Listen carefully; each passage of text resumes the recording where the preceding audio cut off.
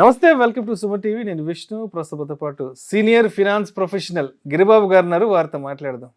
Sir నమస్తే. గిరిబాబు గారు నమస్తే అండి. సార్ గిరిబాబు గారు, రీసెంట్గా యూట్యూబ్లో ఒక వీడియో చూశాను. ఈ మ్యూచువల్ ఫండ్ ఇన్వెస్ట్మెంట్స్కి సంబంధించి రెగ్యులర్ వర్సెస్ డైరెక్ట్ అనే కాన్సెప్ట్ మీద ఆ వీడియో మొత్తం ఉంది. సో మనం రెగ్యులర్ వేలో ఇన్వెస్ట్ చేసుకుంటే మనకు ఒక 4 కోట్ల రూపాయలు నష్టపోతాము.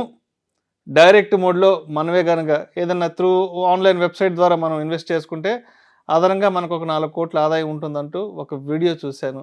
ఏంటి 4 కోట్ల రూపాయలు అంత డిఫరెన్స్ ఉంటుందా రెగ్యులర్ వర్సెస్ మనం డైరెక్ట్లో చూసుకుంటే? తాకట్టులో ఉన్న బంగారాన్ని విడిపించి ఆ రోజు ఆన్లైన్ రేటుకే మేము కొంటాం. Sharma gold company. ఈ వీడియో నేను కూడా చూశానండి. నాకు కూడా కనీసం ఒక 20 నుంచి 30 మంది క్లయింట్స్ ఈ వీడియో నాకు ఫార్వర్డ్ చేసి ఇదేంటి ఈ వీడియోలో ఇలా ఉందని అడుగుతున్నారు నన్ను. అయితే నేను చూశాను ఆ వీడియోలో. చూసిన తర్వాత నాకు నవ్వాలి ఎడవరో అర్థం కాలేదు. వాళ్ళు అక్కడ చెప్తుంది ఏంటంటే 5,000 రూపాయలు, అక్షరాల 5,000 రూపాయలు 30 సంవత్సరాలు పాటు ఇన్వెస్ట్ చేస్తూ పోతే 30వ సంవత్సరం తర్వాత మీకు డైరెక్ట్లో ఇన్వెస్ట్ చేస్తే మీకేమో 14 కోట్లు వస్తుందని, రెగ్యులర్ ఫండ్స్లో ఇన్వెస్ట్ చేస్తే 10 కోట్ల రూపాయల చిల్లర వస్తుందని, ఇంచుమించుగా డిఫరెన్స్ 4 కోట్ల రూపాయలు వస్తుంది అని చెప్తున్నారు.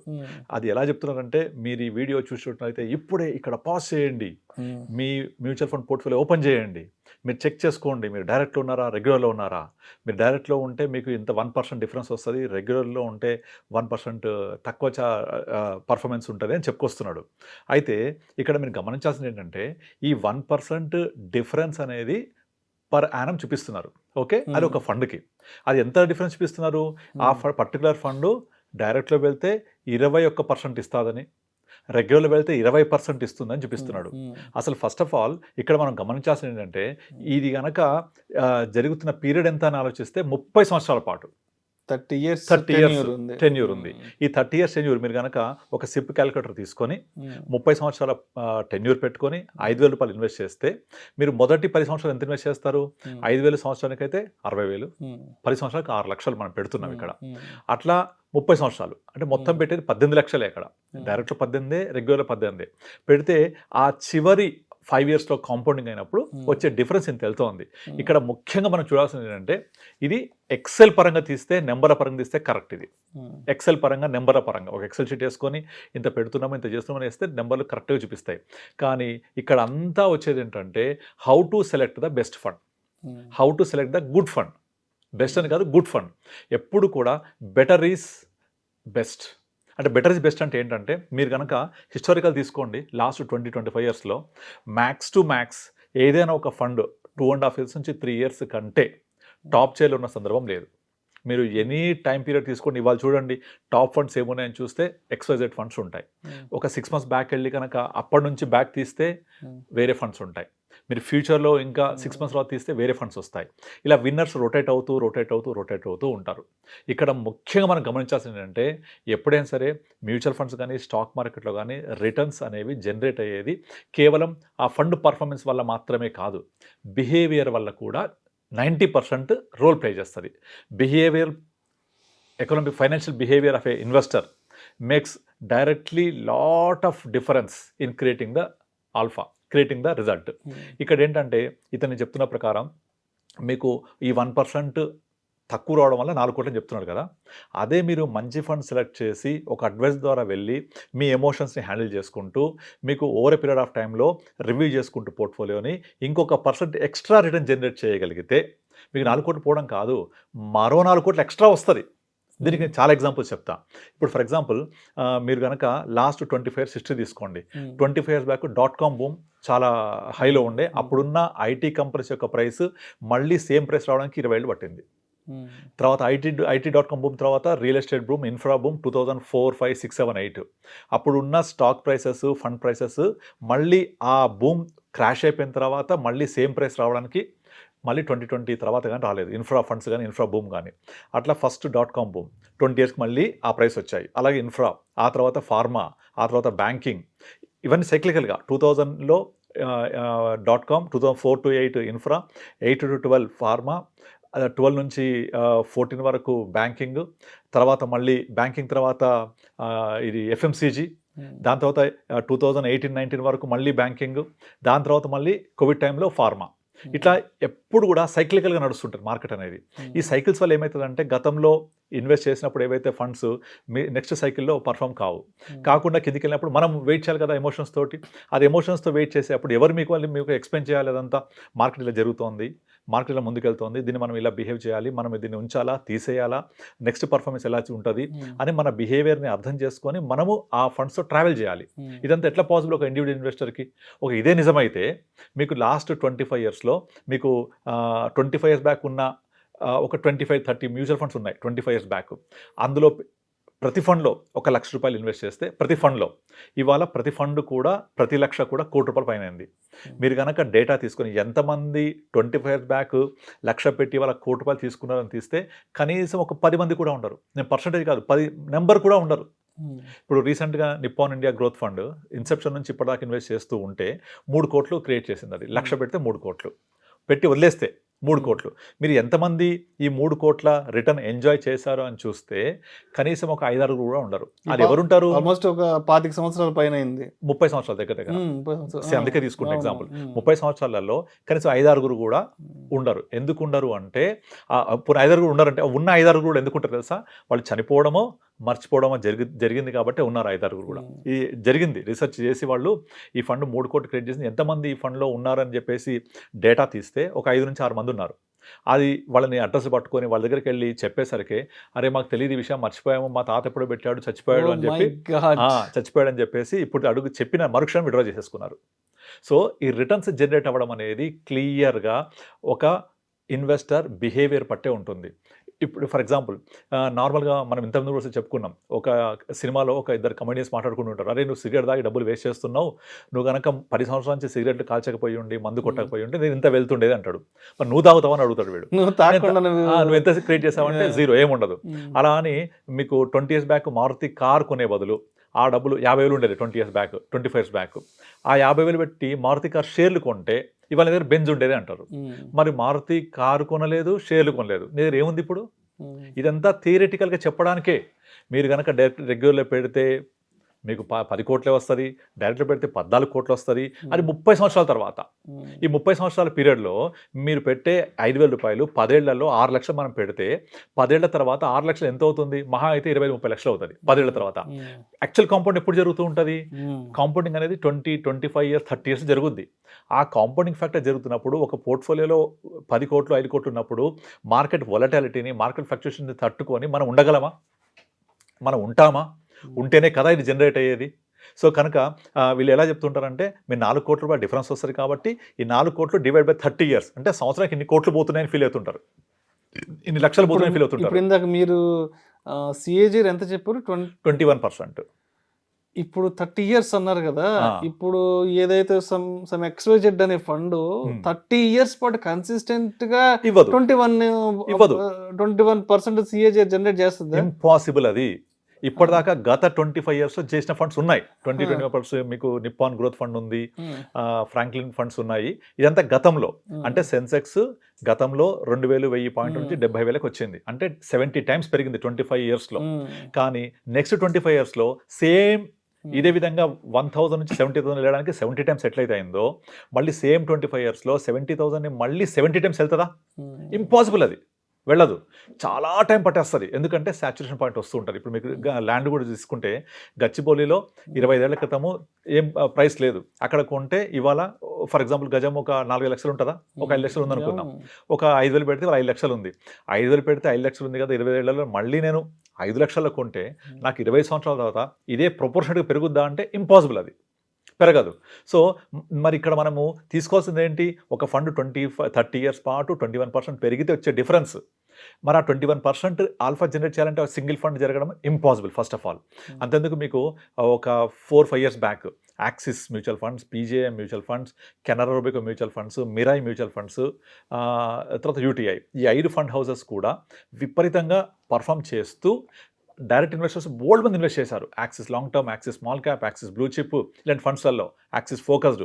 ఇప్పుడు చూస్తే ప్రతి కేటగిరీలో లీస్ట్ ఉన్న ఫండ్స్ ఏమున్నాయంటే ఇవే: పీజీఎం, యాక్సిస్, కెనరా, తర్వాత యూటీఐ, ఇవన్నీ కూడా లీస్ట్ ఉన్నాయి.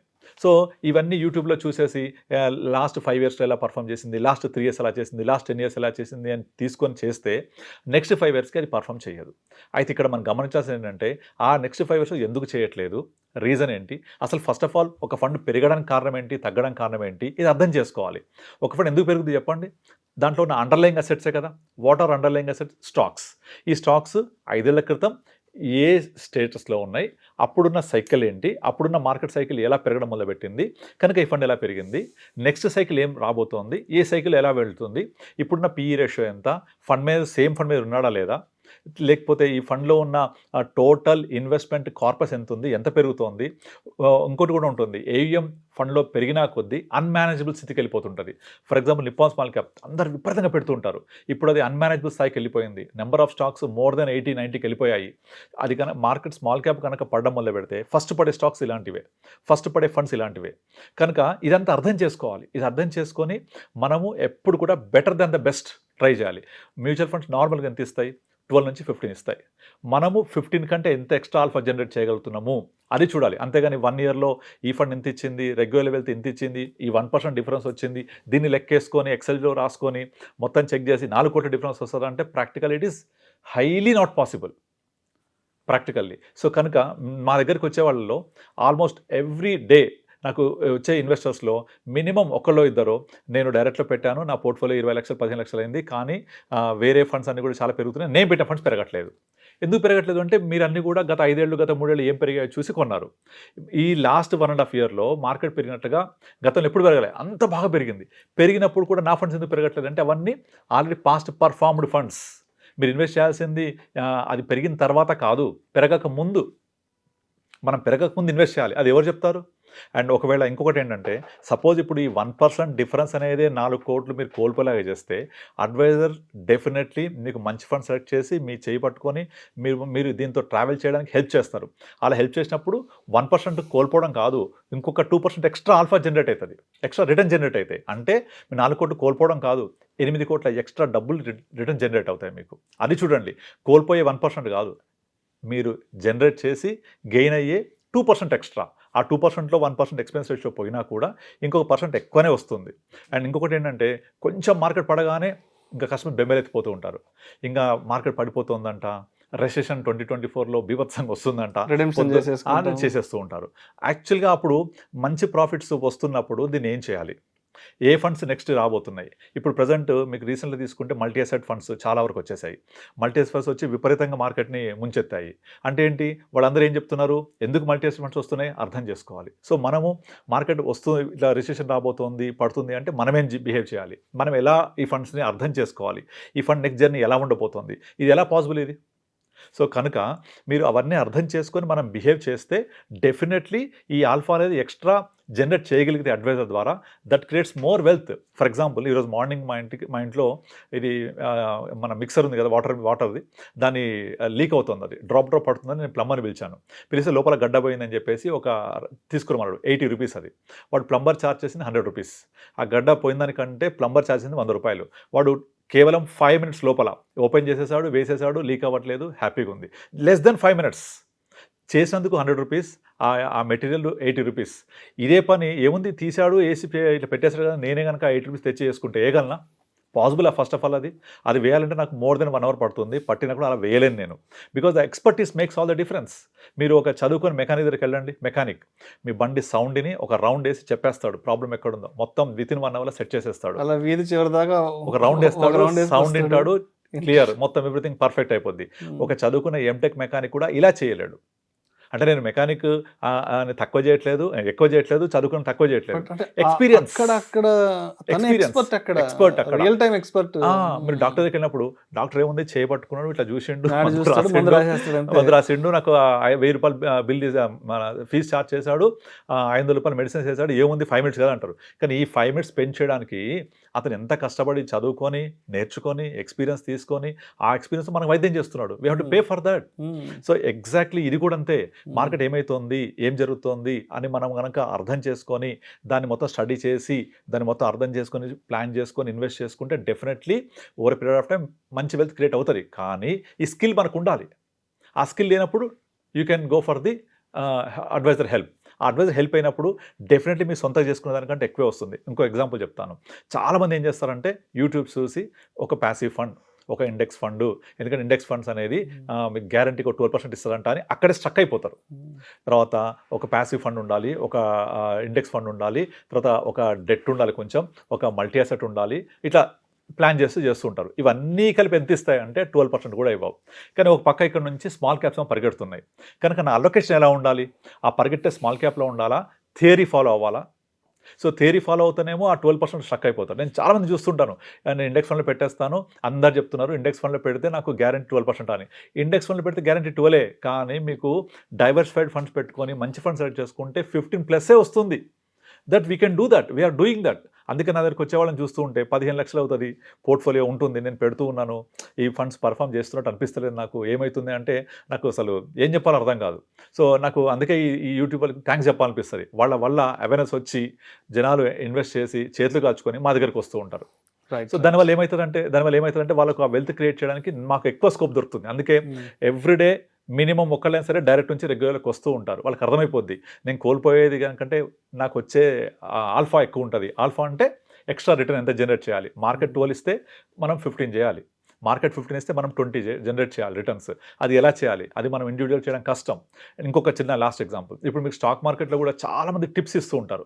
యూట్యూబ్లో, ట్విట్టర్లో, ఇక్కడ కొనండి, ఇక్కడ అమ్మండి, నేను పుట్స్ కాల్స్ చెప్తూ ఉంటాను. ఇవన్నీ బయట నుంచి చూడండి ఎంత సింపుల్ కనిపిస్తాయి, కానీ సెబీ ఏం చెప్తోంది? 90% are investors are losing. Zerodha CEO ఏం చెప్తున్నాడు? 90% ఇన్వెస్టర్స్ ఆర్ లూజింగ్.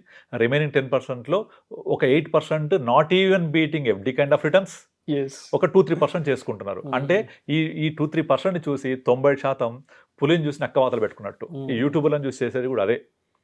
సో ఆ 3% చూసి మిగతా 97% వాతలు పెట్టుకొని అటు అసలు వెల్త్ క్రియేట్ చేయలేక, అది ఏం చేయాలో అర్థం కాక, ఒక అడ్వైజర్ కలిస్తే పోతాయంట, ఏదో పోతుందంట అని ఒక రాంగ్ ఒపీనియన్లో ఉండి అటు వాళ్ళు ఇన్వెస్ట్ చేయకుండా బయట ఉండిపోతున్నారు. అందుకనే ఈరోజు కూడా క్యాపిటల్ మార్కెట్స్లో, మ్యూచువల్ ఫండ్స్లో నాట్ ఈవెన్ 4% ఇన్వెస్టర్స్ లేరండి. ఇప్పటికీ కూడా 96% are out of the market. మొత్తం క్యాపిటల్ మార్కెట్స్లో మొత్తం ఉన్న ఇండియాలో ఉన్న demat accounts less than 8 crores. Mutual fund investors, unique investors, unique PAN less than 4 crores. అంటే ఇన్ని 150 కోట్ల పాపులేషన్లో ఒక 50 కోట్ల మందికి కెపాసిటీ ఉంది ఇన్వెస్ట్ చేయాలనుకుంటే, అందులో ఇన్వెస్ట్ చేసింది 4 crores. కానీ ఇది విని భయపడిపోయి రిమైనింగ్ 96% దీని గురించి డిస్కస్ చేస్తూ ఉంటారు. But actual investors only 4%. అందులో కూడా 85% of investors comes from regular, not direct. ఆ రెగ్యులర్ వచ్చే వాళ్ళే డబ్బులు వెల్త్ క్రియేట్ చేసుకుంటున్నారు. 11 సంవత్సరాల తర్వాత డైరెక్ట్ వచ్చిన తర్వాత కూడా డైరెక్ట్లో ఉన్న ఇన్వెస్టర్స్ ఎంతమంది అంటే not even 15% retail investors. Remaining ఇంకా అంతా కూడా కార్పొరేట్స్ ఉంటారు, వాళ్ళు డైరెక్ట్లో వెళ్తారు, అది కూడా లిక్విడ్ ఫండ్స్, డెట్ ఫండ్స్లోనే. సో ఇంత తక్కువ పెనిట్రేషన్ ఎందుకు ఉంది అంటే బిహేవియర్ ఫైనాన్స్, బిహేవియరల్ సైన్స్. ఈ బిహేవియరల్ సైన్స్ బట్టే రిటర్న్స్ జనరేట్ అయితే తప్ప మనము ఇవన్నీ జుగాడ్ చేసి ఇవన్నీ నెంబర్స్ తీసుకుంటే కావు. ఎక్సెల్ మాత్రం బాగా చూపిస్తుంది, బట్ రియల్ టైం కన్వర్ట్ అవ్వడం చాలా చాలా కష్టం. అందుకనే always regular is better than direct, because you should know what to invest, what not to invest. Right sir. Thank you so much Giribabu garu. Thank you అండి. రెగ్యులర్ మ్యూచువల్ ఫండ్ ఇన్వెస్ట్మెంట్కి, direct mutual fund ఇన్వెస్ట్మెంట్కి ఉన్నటువంటి తేడా గురించి ప్రేక్షకులకు చాలా చక్కగా మంచి ఎగ్జాంపుల్స్తో మీ అనాలిసిస్ తెలియజేస్తారు. Thank you so much sir. Thank you అండి. ప్రేక్షకుల విజ్ఞప్తి, ఈ వీడియోలో ప్రస్తావించబడిన అంశాలు కేవలం ప్రేక్షకులకు అవగాహన కొరకు, ఇన్ఫర్మేషన్ కొరకు, ఎడ్యుకేషన్ పర్పస్ కొరకు మాత్రమే. ఇవి మా రికమెండేషన్ అయితే కాదు. పెట్టుబడులు పెట్టేవాళ్ళు మీ పర్సనల్ ఫినాన్స్ ప్రొఫెషనల్ సంప్రదించి మాత్రమే తుది నిర్ణయం తీసుకోగలరని మా మనవి. Thank you sir. Thank you అండి.